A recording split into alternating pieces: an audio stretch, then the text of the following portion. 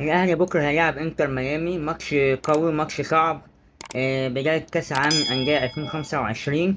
لازم كل اللعيبة تركز كويس في الماتش. يا ريت كل خوفنا ميبقاش من ميسي بس، ونقعد نحجز عليه ونسيب اللعيبة التانية فاضية.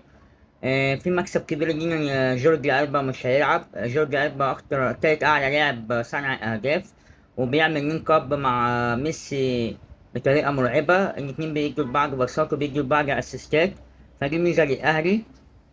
نفسي الأهلي يلعب بقوة وبحماس زي كل كأس عالم الأندية، ما يستهونش بالفرقة، ما يستهونش بالماتش. لازم نضغط في وقت الضغط، ولازم نستحوذ على الكرة أكبر وقت ممكن. ولو جبنا جول ما ننامش عليه، نجيب الجول والتاني والتالت، الأهداف دي ممكن تفرق قدام. التشكيلة اللي ممكن نلعب بيها، أنا متفق مع معظم الناس أو معظم الآراء اللي بتتكلم، بس مختلف حاجة واحدة.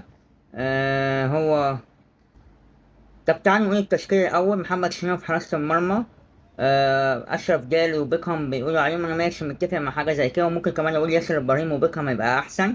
ناحية اليمين هاني، ناحية الشمال بيتقال كوكا أو مصطفى العش، دي برضه متفق عليها أوي، لأنك أنت لازم باك دفاع وباك هجومي.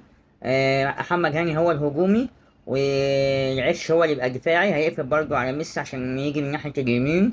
في نص الملعب بين رمضان وإمام عاشور. وفي مركز ستة بيقولوا مروان عطية أو حمدي فتحي، لا أنا نفسي يلعب بمروان عطية أو ديانج.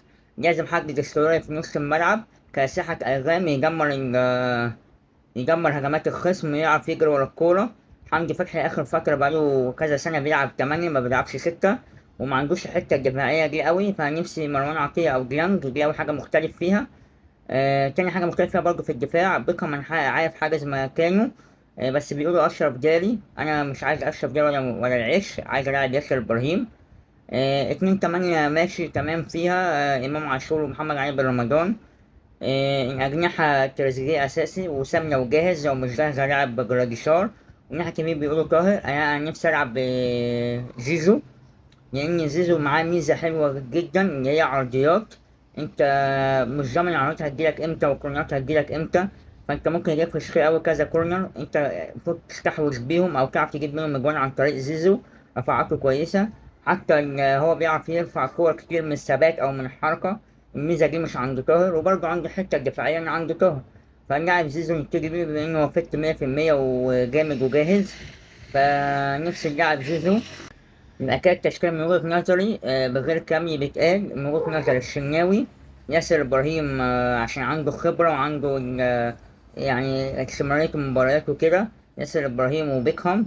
ناحية الشمال مصطفى العش، ناحية اليمين هاني. تلاتة في نص الملعب، أنا بقول مروان عطية كان مقدم أداء آخر حاجة في الدوري، كان مقدم أداء عالمي. مروان وإمام وبن رمضان، زيزو وسام، تريزيجيه. بنعول أملنا كلها على تريزيجيه، يا رب تريزيجيه يبقى على قد الأمال، وهو اللي يشيلنا، هو اللي يكسبنا. مكسب في أول ماتش مهم جدا للأهلي. حظ أول 3 نقط، لأن ده يعتبر أسهل ماتش في المجموعة، لأن داخل على ماتشين صعبين قدام. ماتش الفرقتين الباقيين، بورتو أقوى فرقة في المجموعة، وكمان بالميراس الشغل البرازيلي، الفرقة البرازيلية بتعتمد على الحدة والدفاع والحتة البدنية يعني، وبرضه فرقة مش وحشة. معاهم الواد اللي هو اسمه استيفاو، ده رايح برشلونة، رايح قصدي تشيلسي. في لعيب تاني ماشي من عندهم، فرقة بتطلع مواهب، فرقة قوية، فرقة سريعة.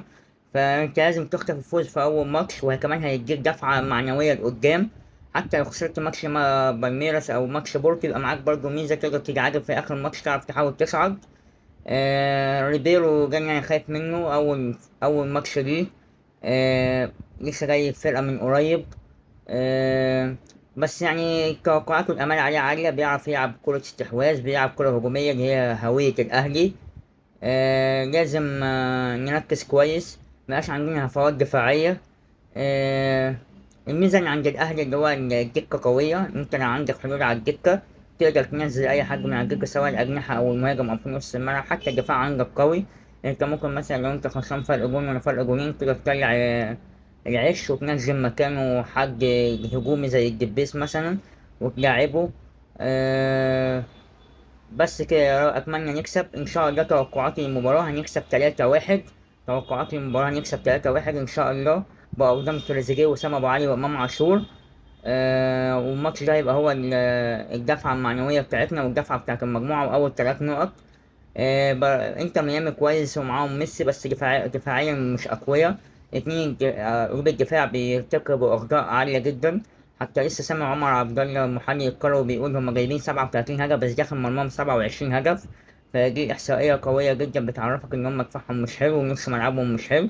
وده اللي احنا المفروض نستغله، إن احنا نلعب على نلعب على الكرات الثابتة، دي حاجة مهمة. ونلعب على الكرات الطولية. أنا نفسي ما نلعبش على البيلد أب، لأن البيلد أب وبناء من تحت ده هيخسرك كتير. وأنت مينفعش تلعب قدام ميسي وتغلط قدام ميسي في البيلد أب خلاص.